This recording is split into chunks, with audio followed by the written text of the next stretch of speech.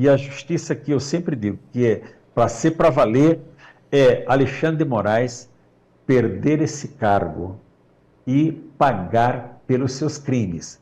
Mas se ele já foi impedido de entrar nos Estados Unidos, foi impedido de sair do Brasil, porque aí, se for colocado como crime lá nos Estados Unidos, a Interpol vai ter o nome do senhor ministro lá na sua base de dados. O recado foi dado do Departamento de Estado, do governo mais poderoso do mundo, ao Brasil. E aí eu pergunto, qual é o próximo passo? O próximo passo envolve a intervenção pessoal do presidente Donald Trump. Fala pessoal, sejam bem-vindos! Começando mais um vídeo recheado de informações importantíssimas. Mas antes, inscreva-se agora mesmo no canal, deixe o seu like e compartilhe esse vídeo com o máximo de pessoas. Assim você vai estar me ajudando demais. Giro na tela e notícias a seguir.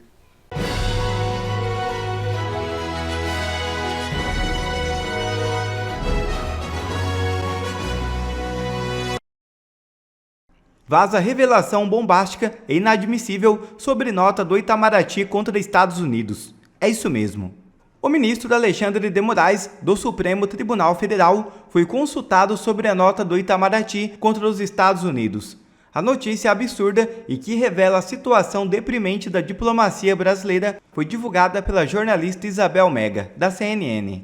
Abre aspas. Alvo indireto de críticas do governo Donald Trump, o ministro Alexandre de Moraes, do Supremo Tribunal Federal, foi consultado pelo Itamaraty antes da publicação de uma nota de reação. Moraes ouvido tanto sobre aspectos jurídicos quanto sobre o conteúdo da postagem feita pelo Escritório de Assuntos do Hemisfério Ocidental dos Estados Unidos. Até aqui, a orientação do Ministério das Relações Exteriores era evitar uma escalada e não cair em provocações. Isso, no entanto, mudou após a postagem feita pelos americanos na rede social X e uma resposta começou a ser construída. Fontes da diplomacia avaliam que a batalha está só começando e que houve uma institucionalização, ainda que o Departamento de Hemisfério Ocidental tenha um nível hierárquico menor. Isso porque o órgão não deixa de ser um braço simbólico do Departamento de Estado americano. A publicação foi lida como uma provocação, o que não poderia render ao Brasil a posição de ficar em cima do muro. A resposta do Itamaraty, publicada horas depois da postagem americana, foi milimetricamente pensada para vir em tom duro e proporcional. Reservadamente, há uma avaliação de que se o governo Trump dobrar a aposta e aumentar a pressão sobre o Brasil, a situação pode escalar. A orientação dada nesta quarta-feira é não retroceder. Fecha aspas. Eu acho que o Trump não deve nem ter dormido à noite com medo das ameaças do Itamaraty. Sobre o assunto, o jurista André Marcília fez o seguinte comentário, abre aspas, isso explica o tom pouco diplomático da diplomacia brasileira. O Estado comprou uma briga que não era sua para defender o aliado do governo. Um erro estratégico absurdo. Se o STF está exposto, os demais têm de conciliar. Agora, todos estão expostos. Fecha aspas. Essa história não vai acabar nada boa para o Brasil. O Itamaraty, essa participação do Itamaraty é um passo para o abismo, né? Eu fico agora bastante apreensivo, porque a gente tinha até então, não é, algumas cutucadas pelo norte-americano, do governo dos Estados Unidos, no sentido de dizer que o STF abusa, aliás, nem que o STF, que o Moraes abusa, né? As notas até então, tanto do Musk, quanto do CEO da Rumble, quanto do próprio governo americano, eram no sentido de que havia um abuso do Moraes. A ação judicial era contra o Moraes. Isso não é à toa. Isso é uma estratégia inteligente diplomática, até mesmo de quem não era da diplomacia norte-americana, das próprias empresas.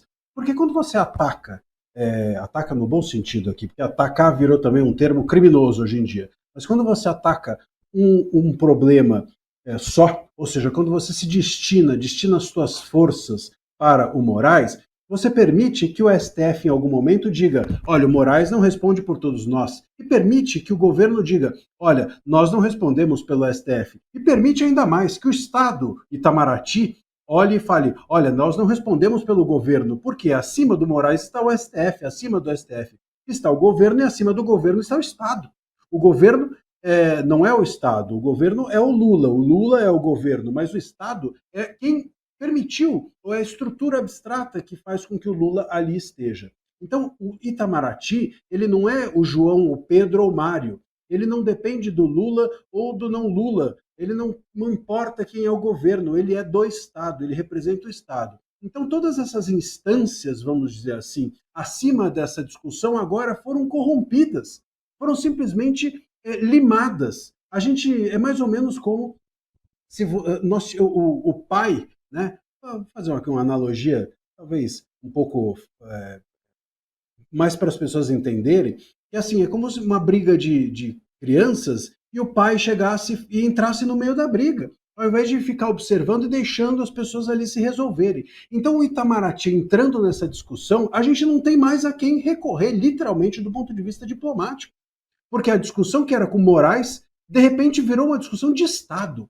O nosso Estado respondeu. Então, se houver agora o Estado norte-americano retrucar, quem vai conciliar? Se o Estado brasileiro, Itamaraty, responde a essa nota, com essa nota, uma nota ruim, uma nota mal feita, uma nota, inclusive, eu duvido que o próprio Itamaraty tenha feito. Né? Essa nota parece que foi uma cantada ali do próprio STF. Se bobear, foi o próprio Moraes que fez, elaborou, ajudou a elaborar essa nota. A gente está ouvindo notícias de que o STF foi consultado. Veja, o Itamaraty consultou o STF. Se a gente tem um órgão diplomático que precisa consultar um juiz para fazer uma nota, pô, e que raio de órgão diplomático é esse? O STF agora vai mandar no Itamaraty também? Pô, então, sinceramente, pelo amor de Deus, eu acho que nem na Venezuela nós temos isso. Quando eu recebi a nota, eu traduzi para o inglês, antes do Itamaraty, e passei para o pessoal do Departamento de Estado e pedi para eles comentarem a nota. E eu vou dar esses comentários, que foram ditos por uma fonte, no alto escalão do Departamento de Estado, e eu perguntei, obviamente, se eu poderia dizer isso aqui, e eles disseram que sim, desde que eu não atribua pessoalmente a eles, e eu vou dar com exclusividade aqui para vocês. A reação foi "we didn't buy it", ou seja, não nos convenceram, nós não compramos, não nos convenceram com a resposta deles. Essa resposta de que o Brasil tem independência dos poderes, de que a liberdade de expressão no Brasil acontece dentro dos limites da lei, não convenceu, não colou. E "we didn't buy it" talvez seja bem traduzido como "não colou". E eu perguntei se eles iriam responder a nota do Itamaraty, fariam uma tréplica. E a resposta foi com desdém. Disseram para mim, abre aspas, "não vamos nem dignificar esta nota com uma resposta. Não tem porquê. Eles agora sabem que nós estamos de olho. Isso basta." O recado foi dado do Departamento de Estado, do governo mais poderoso do mundo, ao Brasil. E aí eu pergunto, qual é o próximo passo? O próximo passo envolve a intervenção pessoal do presidente Donald Trump. Então eu posso dizer para vocês que essa nota foi a cagada que eu estava esperando. Quando eu implorei aqui no programa para que houvesse uma resposta, porque o Itamaraty podia ter ignorado, o Itamaraty podia ter dado uma nota passando pano, dizendo que é o que fazem embaixadores, né? Não, as relações dos nossos países. Vejam a nota do Itamaraty quando houve a visita do senador para fazer a pressão pelos back channels em relação à denúncia contra o Bolsonaro e contra mim. Aquilo é uma nota que simplesmente fala das relações dos dois países, etc, etc.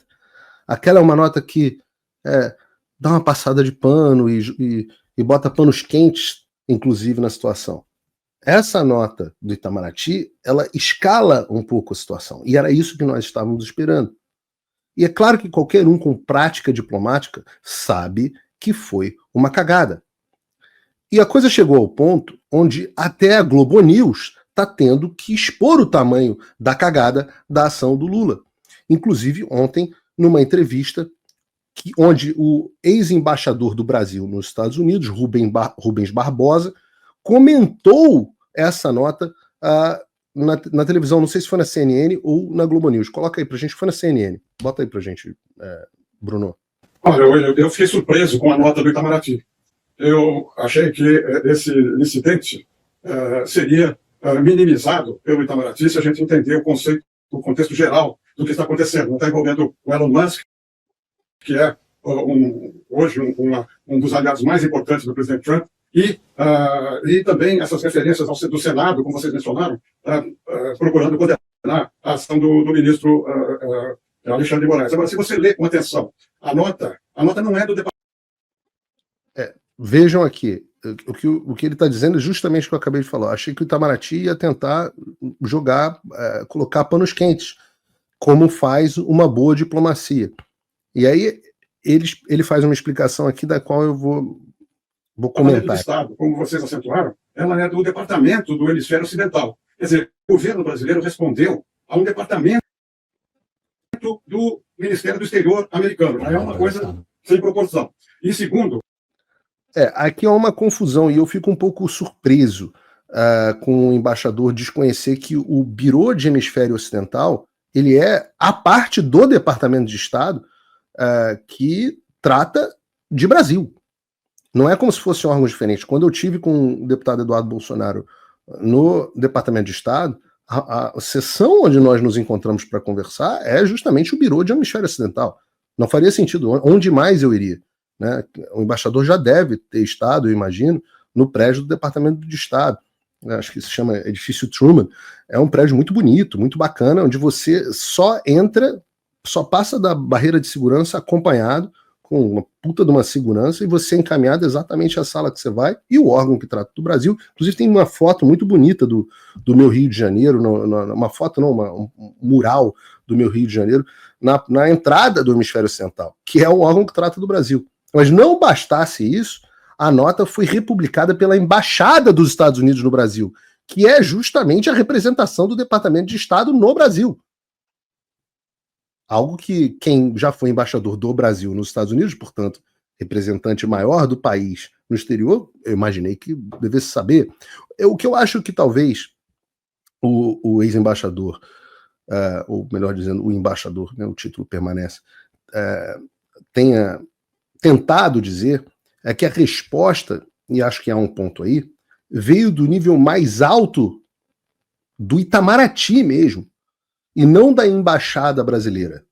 E isso, sim, em diplomacia tem um peso. Né? Na diplomacia, os procedimentos, os gestos, as hierarquias, tudo isso tem muito peso. Diplomatas são treinados para esse tipo de coisa e há uma arte nisso. Cada pequena variação tem um grau de recado diferente. Eu acho que talvez isso que o embaixador Rubens, que é uma pessoa old school, eu acho que talvez seja isso que ele está se referindo. Eu devo dizer que na administração Trump esses protocolos não são muito respeitados. E me parece que na administração Lula também não. O Brasil politizou, como diz a nota, não foram os americanos que politizaram. Na minha visão, quem está politizando o assunto foi o governo brasileiro. E eu tenho quase certeza que essa nota não foi redigida no Itamaraty. O Itamaraty jamais faria uma nota desse tipo, porque o Itamaraty explicita o que a nota do Departamento do Hemisfério Ocidental não explicitou. Se você ler as duas notas, a nota do Departamento do Hemisfério Ocidental e a nota do Itamaraty, você vai ver que nós politizamos o assunto. Eles fizeram uma declaração geral, é verdade, falando inclusive o Brasil, mas não entraram no mérito da questão. A nota do Itamaraty explicita o que aconteceu no julgamento do Supremo com Elon Musk. Então, por isso que eu digo, essa nota não foi redigida. Embaixador, o termo para isso é Galvão? Fala, Tino. Sentiu. E a gente estava esperando essa mordida. A gente estava esperando deliciosamente essa mordida. Pelo Itamaraty, e como você mencionou no começo, esse é só o começo do que vem aí pela frente. Porque o lobby contra o governo brasileiro, feito pelo grupo do Bolsonaro nos Estados Unidos está causando efeito. Já veio aí aquela comissão da OEA, né, da Comissão de Direitos Humanos, que vai produzir um relatório muito negativo para o Brasil. Agora você tem esse incidente, porque uma nota que poderia ter sido ignorada, porque não é do oficial do governo, do Departamento de Estado, é de um departamento do Ministério do Exterior, ela foi amplificada com esses detalhes todos. Então, houve pressão sobre o Itamaraty, vocês devem ter informação de vários grupos aí, porque o Itamaraty jamais escreveria essa nota. Quer dizer que, embaixador, a pressão do grupo do Bolsonaro, eu não sei se eu me considero tanto assim do grupo do Bolsonaro, o grupo político do Bolsonaro, está surtindo efeito? Eu gostaria de chamar de a pressão dos patriotas que lutam pela liberdade. Está surtindo efeito? Até pouco tempo atrás era tudo... Paulo Figueiredo faz live na rua, faz entrevista... como é que foi? Como é que era a notícia? Que não conseguem audiência e tem que fazer coletiva na rua. Faziam chacota, né? Outro que está fazendo tic-tac do Paulo Figueiredo é o poderoso senador, que eu já falei aqui, foi assessor do ministro da Suprema Corte, Samuel Alito, foi procurador e conselheiro no estado dele, hoje é um senador poderosíssimo, um jurista respeitadíssimo e um senador com quem eu me reuni na semana retrasada, senador Mike Lee, tá aí, obrigado, Bruno, por colocar minha foto com o senador Mike Lee, membro poderoso do Comitê de Relações Exteriores do Senado. E o que o senador Mike Lee fez? Ele fez o seguinte, num post, citando uma sequência de comentários no perfil do Comitê Judiciário, que estavam descrevendo as ações do Alexandre, o que diz o senador Mike Lee? Ele fala, são citadas, né? Aqui o tweet do Comitê Judiciário diz, em abril de 2024, o comitê descobriu como o ministro da Suprema Corte do Brasil ordenou que múltiplas companhias americanas, incluindo o X, tenham que suspender mais de 150 perfis de mídia social, incluindo contas de residentes americanos e jornalistas, sob penas de multas severas. Está se referindo ao meu caso especificamente. E também ao caso do Constantino. Como responde o poderoso senador Mike Lee? E conectem isso com a reportagem do Zanini, na Folha, e com a reportagem da Malu Gaspar no Globo. Ele pergunta, isso é material para Lei Magnitsky?